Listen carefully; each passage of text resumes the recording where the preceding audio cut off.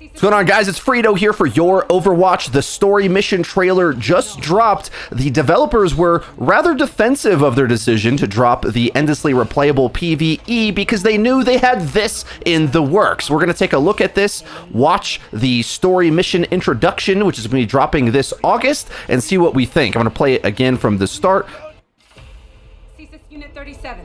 Toronto is under attack by Null Sector. There's something different about Null Sector this time. They've taken over most of the city and they're rounding up Omnics. So something we were a little bit worried about so far with the development of the PvE content was, what did they scrap exactly? Like, all the skill trees we know are gone, but it looks like a lot of the enemy types that they had been working on are still going to be included. And so we're beginning the story here with problems with Null Sector, which we knew all along was going to be one of the big bads of the Overwatch 2 lore. Of course, Ramatra, one of the newest characters being added, being a key pivotal leader for that sort of Omnic organization. Our help. People are answering Winston's recall. There's new blood on the team, and we have so much to teach them.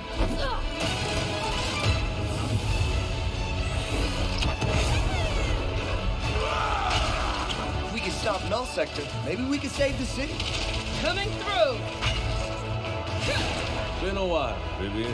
As if I didn't have enough problems already. And it's been important for Sojourn to be added because all the while we knew she was going to be key for the Overwatch 2 lore, as she is the new addition to the roster, though in the history of her character, she was actually in the original Recall trailer. But for us, she's brand new, and she's kind of a centerpiece for the Overwatch 2 story so far. As if I didn't have enough problems already. So we fly up there, smash through anything that gets in our way, and what's another business? I have to admit, it's a little heartbreaking to watch this because some of this stuff we knew was going to be more advanced as Lucio knocks the guy back. I don't know if there's modifiers on the abilities or not anymore. That was one of the most promising things about the gameplay of the PvE. Lucio could, like, use his boop to stun an enemy into a wall, and then in previous iterations of this animation we saw Reinhardt be able to earth shatter in 360 degrees, but now of course it's just the normal earth shatter, so I'm assuming the ability modifications are no longer there, which is a little bit sad. I hate to interrupt the moment, but I'm picking up reports of more attacks in other cities. It's a fight they want. I say let's give it to them. Oh, new game mode. So this is going to be for the main PvP, Flashpoint. Haven't seen this yet. Looks like there's a control point right there. Echo's flying and flanking over the top.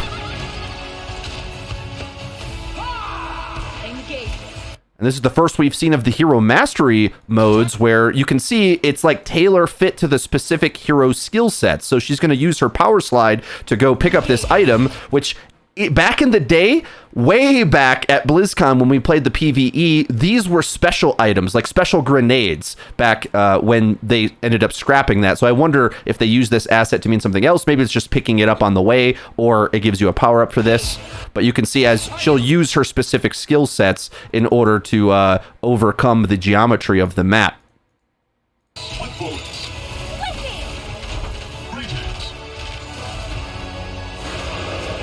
New map here looks very, very cool, not gonna lie.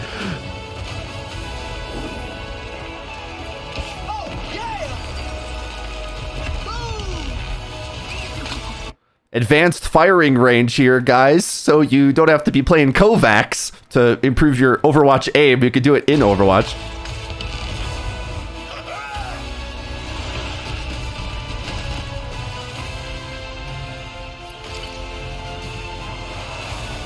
The world is counting on us.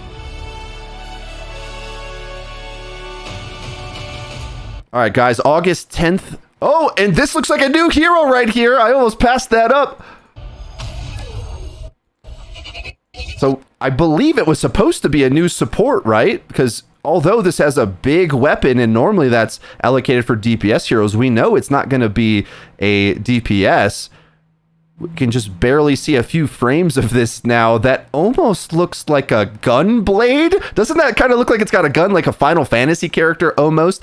The silhouette and energy that's emitting from this character reminds me a bit of Kiriko. I'm going to take a guess and say this is more of a high skill ceiling type character and less of a Mercy type character, just based on the way it's drawn. It's a little bit more aggressive, whereas Lifeweaver very clearly was like a pacifist. This girl looks like she gets down and dirty. Okay, so new hero teaser there as well. All right, we will now just mute it and let it play in the background and talk just about some general thoughts of this. There was a huge disappointment, of course, where PvE seemed to be fully canceled in terms of its RPG aspects, but this is the story campaign we were promised to get, at the very least, the thing that they said they're proud of. And I kind of wish that they came out and made that announcement more proud of this, because if they would have shown us this at the time when they canceled the endlessly replayable PvE, I feel like we would have felt a little differently about it, because this looks like a fun campaign, but it also is just marketing material. The marketing material for the seasons, which only really add battle passes, look good, but I mean, fighting some of these big killer robots, especially as a PV co-op mission, I would say. Also, there's this thing in the middle. This reminds me of the mission that I played in BlizzCon 2019 so many years ago, where this maybe explodes or you have to defend it.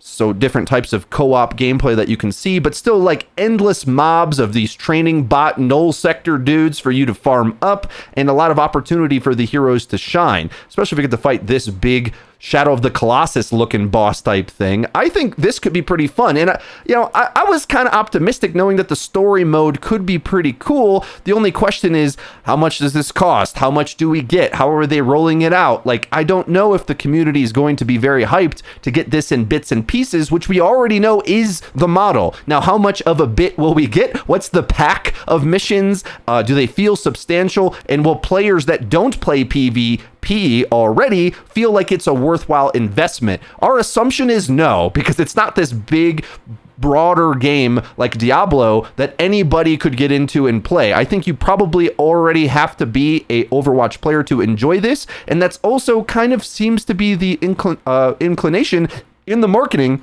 when they kind of tie it all together, that Overwatch 2 has this new PvP mode and these new hero missions that you probably don't want to do unless you're like a master of the character and you're looking to min-max. But I will say these there's a chance these feel substantial, because I think players really like these challenge missions where you get to go off and hone your skills and get on a leaderboard. That actually I think could be quite fun, and same with these story missions as well, though it is quite disappointing that we're not going to be getting the PV or the RPG aspects, the skill trees, the modifications, those things to the characters. But getting a real campaign in Overwatch could still be pretty cool. I mean, people buy Call of Duty every year, and a big percentage of them, even though they know it's kind of mindless entertainment, like a Transformers movie campaign where it's just a mile a minute, lots of explosions and, the same tropes over and over again. But people love that stuff. And Activision Blizzard, I think, can make a good campaign. And this might feel like a significant upgrade over other free-to-play games that don't have any real rich story or story mode. So while there's a lot to be pessimistic about, knowing that the grander scale vision is going to be downscaled significantly, I think the thing they're showing right here, I don't know, it's got me all warm and fuzzy. But then again, every time we see the Overwatch 2 cinematic trailer of like, is Overwatch back again? And the meme keeps coming back that Winston just says no now. But now it seems like the gang's getting back together, right? Like, can we have any copium ever? Does Blizzard have our trust yet? Of course not. We're going to have to deliver this and not just show a cinematic, but make it feel like these missions are good to play. Now, that's from the broader perspective. I think from PvP players, this new Flashpoint game mode looks exciting. It looks like a control map. I'm gonna guess this is like either headquarters or maybe Hardpoint, because it's named similar. Either it's concurrent objectives across the map, like a domination, or more likely, I think it's more like a Hardpoint. in Call of Duty, where everyone has to rush to move the spawns, defend the area, and I think that could be pretty cool. I just love the way this map looks with all the cover position. I just feel if they put cover on a map, make it flanky, then I get to play projectile type heroes like Echo and Genji and Junkrat, some of my favorite characters in the game, rather than the more static or snipey type maps where I think there's a bit too many of. Of course, remember, they are... yeah, so that's all I got there. Almost leaked some NDA stuff right there on the live recording. Whoops. You're check out more videos coming out soon about other changes that they're making. So I think that's everything for this video, guys. If you did enjoy it, please be sure to leave it a like, and then subscribe for more content coming down the line. We'll have a lot more videos for Season 5, and this one in August 10th will be Season 6. That's the big one. There's sort of a stopgap season in between where we don't have a new hero, and we don't have any major story content as they gear up to release this new support hero, as well as all this other new hotness to the game. I think August 10th aims to be the redemption for Overwatch 2. Are they going to pick things up after things dropping the ball a bit over the last few weeks, and especially momentum dying down with Lifeweaver being a bit of a resident sleeper addition to the game for most players? So that's it for me. See you guys next time. Thanks for watching the video.